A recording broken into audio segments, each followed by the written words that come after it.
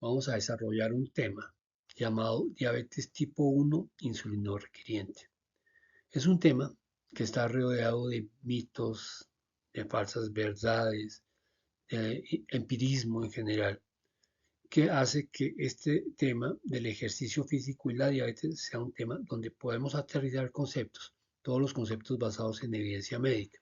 Por eso el desarrollo de la diabetes y ejercicio, el tema diabetes y ejercicio, es muy importante para que aterricemos nuestra prescripción de actividad física y lo que podemos llevar a cabo. La diabetes mellitus, digamos que en términos epidemiológicos, es una enfermedad que en términos de incidencia y prevalencia se ha mantenido más o menos en equilibrio.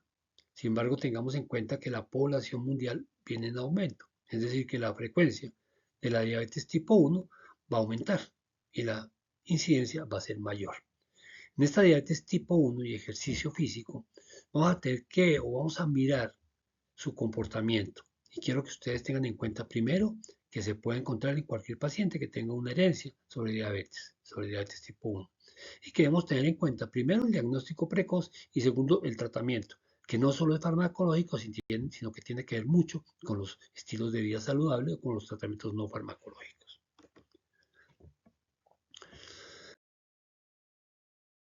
Yo soy médico, especialista en actividad física y deporte, experto en enfermedad crónica.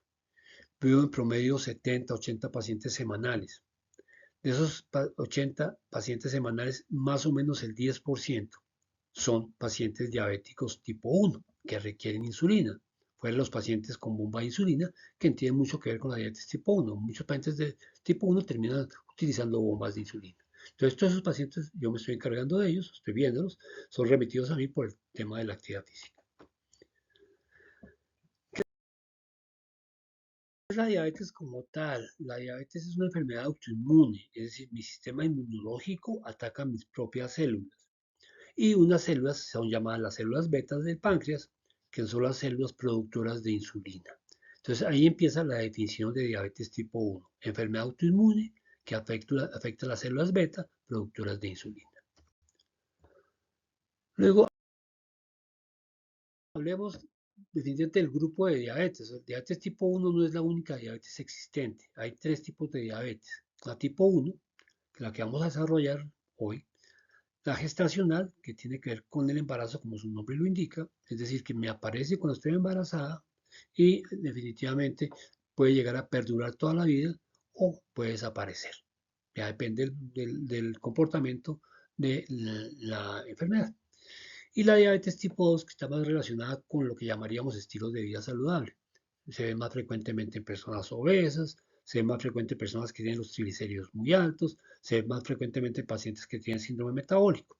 Esa es la diabetes tipo 2, que de alguna manera tenemos un poco más eh, de mejores resultados con el tratamiento no farmacológico. Ahora, complicaciones hay muchas. Digamos que la primera complicación que uno conoce, que tiene en cuenta y que se presenta realmente, aunque no es muy frecuente, es la cetoacidosis diabética. Y se puede definir de una manera muy sencilla. Mis células requieren glucosa para poder trabajar. Si tengo una diabetes, la insulina, que es el transportador de la glucosa, no va a transportar la glucosa al interior de las células. Y esa célula requiere otro nutriente que genere energía. Y se cogen de los lípidos para poder generar energía. Pero los lípidos no pueden ser fuente del 100% de la energía y empiezan a producir unos desechos llamados cuerpos cetónicos, que hace que el pH baje y produzca una cetoacidosis que termina muchas veces en la muerte. Luego viene la hipoglicemia. Esa hipoglicemia está más relacionada con lo que estamos conversando hoy. La hipoglicemia es muy frecuente en pacientes que utilizan insulina y es frecuente por muchos factores. Factores de comportamiento terapéutico, factores nutricionales, etc. Y la hiperglicemia hiperosmolar no acidótica.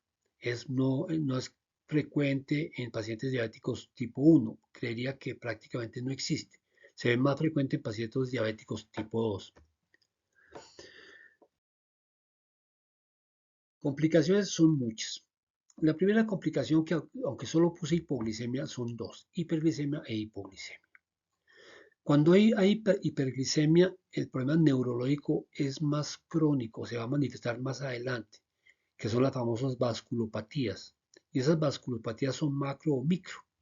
Las micro patologías vasculares se encuentran especialmente en retina y en riñones. Y las macro generalmente afectan los sistemas sensitivos del cuerpo. Afectan corazón, afectan grandes vasos, o sea, son patologías que pueden afectar a muchos pacientes, a muchos órganos. Y la hipoglicemia es un factor, es uno de los, digámoslo así, que es de las complicaciones que predominantes en la diabetes tipo 1 insulino requiriente. ¿Y por qué razón? Porque normalmente la insulina, digamos que tiene un comportamiento circadiano, donde depende de muchas variables, muchísimas, desde el estrés hasta la falta de sueño, hasta inclusive el clima, tiene que ver con el comportamiento de esa glicemia. Y nosotros tratamos de, en pacientes que no tienen insulina, tratar de emular el comportamiento de ese ciclo circadiano, eso es imposible. Entonces, definitivamente, cuando hacemos el tratamiento terapéutico de la diabetes, procuramos acercarnos a ese proceso, aunque pues definitivamente no llegamos a un nivel exacto. Entonces, ¿qué pasa con la hipoglicemia? Tengamos en cuenta que el cuerpo depende específicamente, o el sistema nervioso central periférico, depende específicamente de glucosa. Él no utiliza ningún otro nutriente, no utiliza proteínas, no utiliza lípidos. Entonces, muchas veces los pacientes insulinodependientes llegan al servicio de urgencias en estado de coma, o por lo menos un estado de, digamos, de un comportamiento anormal que implica desorientación en tiempo, lugar y espacio, y estas cosas que pueden manifestarse como una hipoglicemia, que puede conducir a la muerte. Entonces, este tema, normalmente consideremos que generalmente los síntomas de hipoglicemia se manifiestan por ahí cuando el paciente tiene 80 miligramos por decilitro en los niveles de sangre. Entonces ahí se empieza a manifestar. Hay pacientes que pueden llegar inclusive menos y se pueden estar asintomáticos. Todo depende de muchas variables. Luego hablamos del sistema cardiovascular. Digamos que también son órganos muy afectados. El corazón tiene mayor posibilidades de sufrir un infarto en pacientes diabéticos que en pacientes no diabéticos. La enfermedad vascular se va a ver comprometida a los vasos grandes y pequeños. Podemos ver problemas de retina por problemas microvasculares. Podemos ver problemas renales por el tema también vascular. Entonces son órganos o son sistemas que se ven comprometidos por el hecho de tener una diabetes tipo 1 y una glicemia que está alterada. ¿Qué otros problemas? La nefropatía. Todos sabemos que la diabetes termina muchas veces en insuficiencia renal, una insuficiencia renal crónica que empieza de una manera muy incipiente y termina en una diálisis peritoneal y muchas veces una diálisis extracorpórea y reemplazo de riñón. Y las neuropatías periféricas, que a mi modo de ver, cuando hablamos de deportista y hablamos de insulina, la neuropatía periférica tiene mucho que generar como complicación. Es decir, cuando yo tengo unos nervios que afectan mi piel, mis músculos, mi sensibilidad, pues esto me puede generar mucho problema y mucho trauma cuando realizo ejercicio físico. ¿Cómo hablamos de respuesta al ejercicio? El cuerpo tiene dos respuestas. Primero, el desequilibrio que genera el ejercicio físico entre la insulina y las hormonas antagonistas. Digamos, hormonas antagonistas como el glucagón, la adrenalina. Entonces, ese sistema tiene que regularse de alguna manera porque hay un desequilibrio. Y el otro desequilibrio es entre la insulina y la glucosa.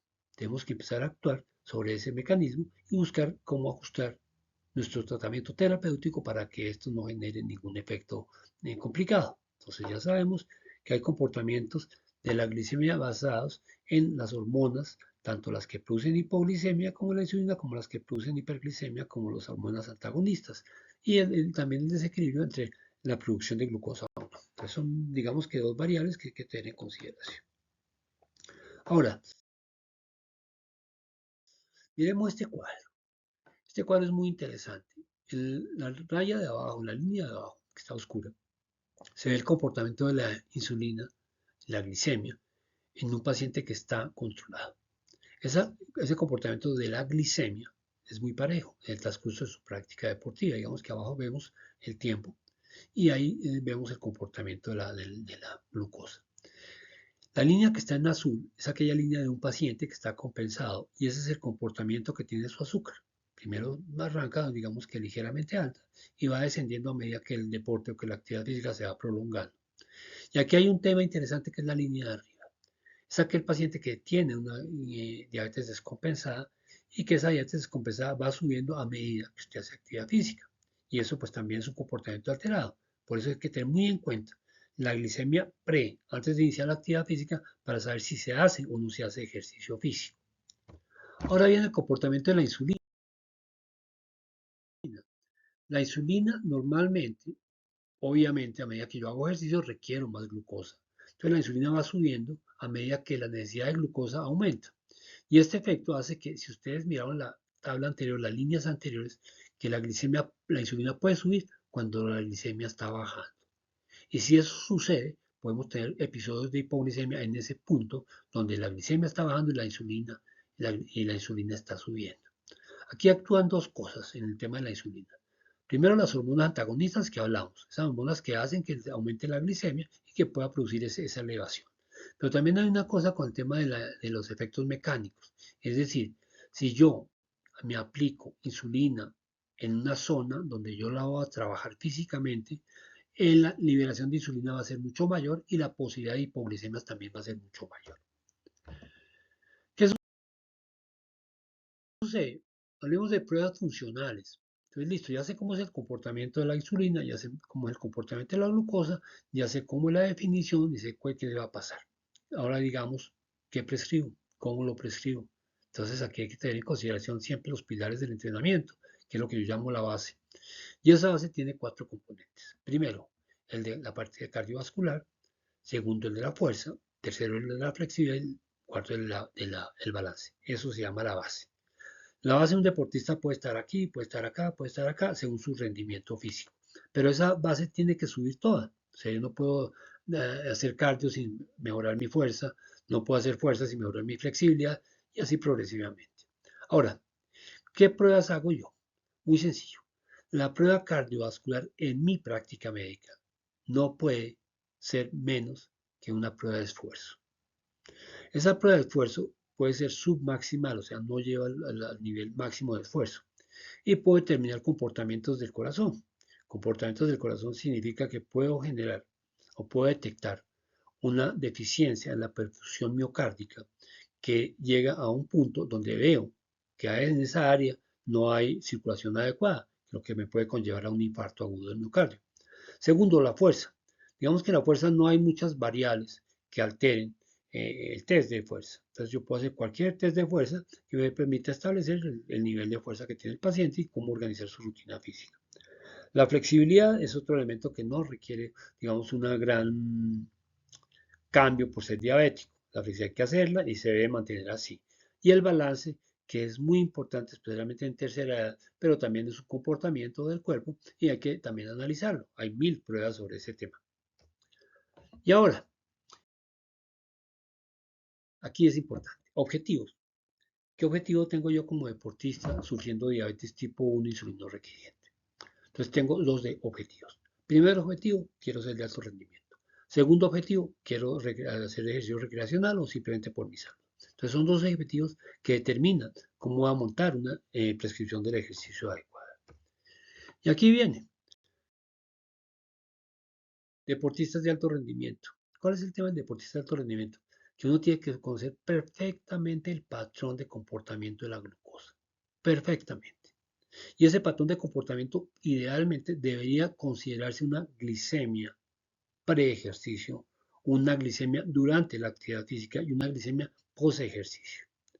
También con la insulina, el comportamiento de la insulina es muy importante. Y el paciente debe notar cambios importantes para empezar a regular su glucosa. Es decir, si el paciente siente que en la mitad de un partido, que en la mitad de una maratón tiene hipoglicemias, debe empezar a regular eso para que sus niveles de glucosa se mantengan estables y no repercutan sobre su rendimiento deportivo.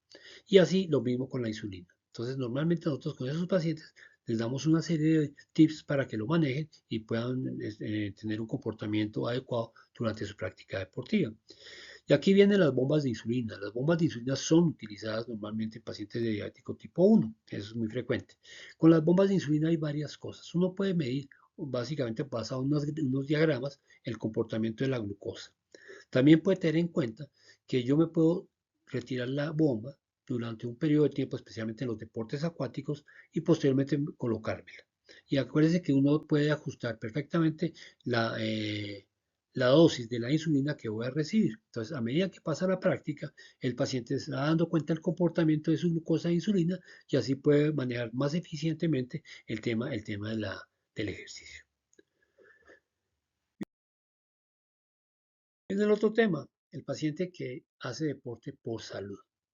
Ese paciente tiene, es menos riguroso el seguimiento que hay que hacerle, pero eso no significa que no haya que hacerle ningún tipo de seguimiento. Hay que realizar ese seguimiento. Y el seguimiento significa también la gráfica de la glicemia pre, post, durante unos tiempos, hasta que yo logro manejar las cargas. Y si no hay cambio de cargas en mi ejercicio, pues no tengo ningún problema, sigo manejando el nivel o la dinámica de la utilización de la insulina. Ahora, mi entrenamiento, ¿en qué se va a basar? Recuerden ustedes que el entrenamiento siempre tiene 4 situaciones bases. La parte cardiovascular, la parte de fuerza, la parte de estiramiento y la parte de flexibilidad. En eso estamos totalmente de acuerdo. Ahora, ¿qué pasa con el comportamiento? Mi entrenamiento físico, la estructuración del entrenamiento, cualquiera que sea, depende de esos 4 pilares. Digamos que yo puedo tener una base aquí y la tengo que llevar acá. Aquí soy sedentario, aquí soy activo físicamente. Pero ¿qué pasa si la tengo que llevar a un paciente de alto rendimiento? Pues mi base va subiendo y a medida que sube voy siendo específico en un tipo de trabajo. Es decir, yo no puedo dejar de hacer fuerza cuando voy a correr la maratón de Boston, pero va a predominar mi parte cardiovascular. Ahora, cardiovascular. El ejercicio cardiovascular es excelente, el ejercicio de fondo. Me parece buenísimo, me gusta, lo hago. Ese ejercicio de fondo tiene que tener precauciones. Usted me va a decir, bueno, ¿qué vamos a hacer? Pregunta el millón. ¿Qué pasa con los geles? ¿Cómo los va a manejar? ¿Qué pasa con mi hidratación? ¿Cómo la va a manejar? Entonces tengamos en cuenta que esta persona, los jóvenes que utilizan insulina, tienen que tener muy preciso las cantidades y los periodos o el tiempo en donde voy a utilizar un gel o algún elemento energizante o algún suplemento que me da energía como carbohidratos simples. Y eso solo se conoce con el ensayo y el error. Lo que sí es importante es que tenga monitorizada su glucosa en los ensayos. Ustedes saben, y lo hemos aprendido como deportistas, que todo lo que manejamos de la parte nutricional, como cuando se hace una maratón, se hace un triatlón de larga duración, se debe manejar con estrategias. Que esas estrategias se deben probar antes de la competencia. Aquí es algo similar. Yo voy a correr una maratón, debo empezar a mirar qué pasa con mi azúcar. Y a medida que sé qué pasa con mi azúcar, sé en qué momento utilizo suplementos nutricionales a base de carbohidratos simples. Si no me doy cuenta de ese comportamiento, pues definitivamente voy a empezar a cometer errores que en este caso no es como los deportistas bases sin patologías, en este caso puede ser bastante graves y requerir hospitalización. Ahora, si yo quiero hacer trabajo de fuerza, el trabajo de fuerza es interesante. ¿Qué sentido? En primer lugar, mmm, la fuerza en pacientes con diabetes tipo 2 e inclusive con diabetes tipo 1 hace que el consumo de glucosa sea muchísimo mayor por parte del músculo.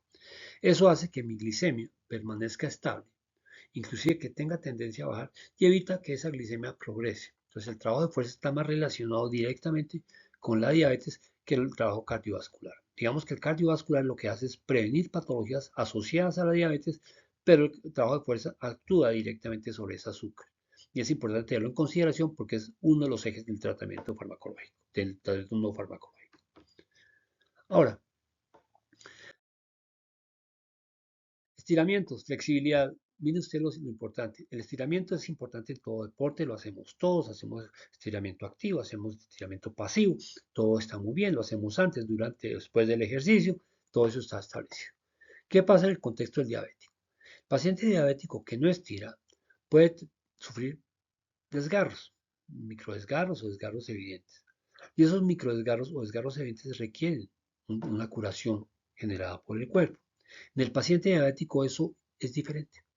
porque esa curación generada en el cuerpo mismo se demora un poco y está más propensa a las infecciones. Entonces, no es interesante que una persona diabética tipo 1 o insulinodependiente tenga un desgarro muscular en la región del femoral que produzca hemorragia y genere un quiste o un síndrome compartimental, porque eso puede llevarnos a producir una infección y puede llevarnos a situaciones demasiado complejas. Ahora, balance. Esa parte me gusta muchísimo porque generalmente afecta a personas de tercera edad. Pero digamos, tengamos en cuenta que siempre se trabaja el balance. ¿Qué tiene que ver el balance con la diabetes tipo 1? No mucho, es el balance que tenemos que tener todos. De pronto, de pronto por la neuropatía diabética que un paciente diabético insulinodependiente sufre, podría afectarnos. Pero en general, ese balance hay que trabajarlo siempre. Porque cuando lleguemos a la tercera edad, normalmente lo vamos a necesitar para empezar a prevenir una cosa que se llama síndrome de fragilidad, donde predomina las caídas de sus pacientes. ¿Qué precauciones debo tener cuando soy diabético y utilizo insulina? Son varias. Primero, aplicar la insulina una hora antes de iniciar la actividad física. No se aplica antes de iniciar la actividad, sino una hora antes.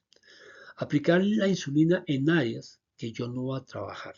Es decir, yo no puedo aplicar mi insulina en los miembros inferiores en el muslo cuando va a hacer sentadillas, porque esa insulina se va a disparar en el cuerpo y puede llegar a producir una hipoglicemia. No puedo hacer ejercicios físicos, rutinas físicas cuando mi glicemia está por encima de 250. Recuerden que uno de los efectos del paciente diabético con respecto a la glucosa es que la glucosa sube después de hacer ejercicio. Entonces, si yo tengo una glicemia de 260 antes y termino, puedo subir a 300, 350. Entonces, no es insulina, es glucosa. Si la glucosa está por encima de 260, no puedo hacer actividad física porque hay un efecto hiperglicémico después de la actividad física.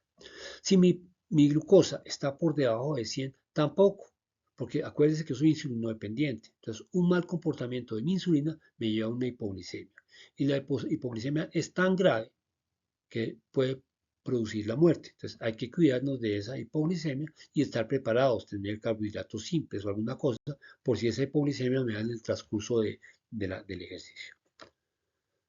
Luego viene lo otro, tratar de evitar ejercicios antes de dormir. ¿Por qué razón? Porque la hipoglicemia me puede dar cuando estoy dormido, pero puede tener consecuencias fatales. Entonces es mejor hacer ejercicio mucho antes, en la mañana es una forma ideal de hacer ejercicio para que en la noche yo pueda tener regulada mi glicemia, mi insulina y no tenga caídas de glucosa en el transcurso de la noche por haber hecho un trabajo físico previo. Viene otra cosa interesante que es muy importante. Recuerden ustedes que hay neuropatía diabética, es decir, que mis nervios se empiezan a ver afectados. Entonces, ¿qué sucede? Ya los nervios afectados, los periféricos, hacen que mi pie no perciba ciertas situaciones, no tenga ciertas sensaciones. Entonces hay que tener precaución con eso. Primero, lo primero que hay que hacer es evitar o por lo menos mirar que los zapatos sean holgados, que los zapatos no le generen ningún tipo de fricción, porque el diabético como tal no puede darse el lujo de tener ampollas que pueden llevarlo a una infección mucho más grave. Siempre que hace ejercicio, revisar el pie antes y después del ejercicio. Si hay llagas, si hay úlceras, hay que tener ciertos comportamientos. Lo otro, cortar las uñas en forma recta. Para eso hay corta uñas que son rectos. ¿Por qué? Porque se evita que se encarne esa uña y que produzca una infección. En los pacientes diabéticos esto es fatal, entonces hay que empezarlo a evitar. Y utilizar cremas humectantes, aplicársela después del ejercicio para que esa piel esté suave y no tenga escoriaciones que lo puedan, digamos, lesionar. Luego viene lo otro. Cuando termine, ponga los pies en agua tibia, no caliente, agua tibia. Relaje esos pies, colóquese la cremita para que no tengan ningún tipo de lesiones, de escoriaciones. Busque utilizar medias que no tranquen la circulación, es decir, prevenga esas famosas medias compresoras que utilizan los atletas. Trate de evitarlas, porque nosotros lo que necesitamos es una circulación permanente, de que los vasos no estén bajo presión. Trate de evitar esas medias y no utilizar chanclas, y eso es por obvias razones, simplemente porque se puede caer, porque se puede golpear un dedo, y eso pues tampoco es muy bueno. Si existe una úlcera que usted vea, es una úlcera relativamente grande, inmediatamente irse al servicio de urgencias, porque esa úlcera se puede infectar, usted no tiene la capacidad de recuperación inmunológica para que esa infección pase y la glicemia se puede trepar al cielo. Entonces hay que evitar ese tema de no prevenir antes de las consecuencias.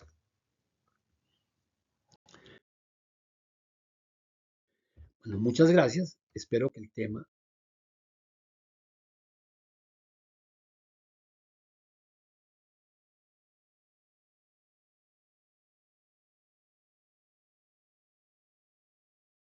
les haya gustado. Eh, Próximamente hablaremos de otro tema. Quiero desarrollar algo que sería ejercicio y enfermedades huérfanas. Vamos a mirar cómo lo organizamos y mirar si hay suficiente evidencia para poderlo desarrollar.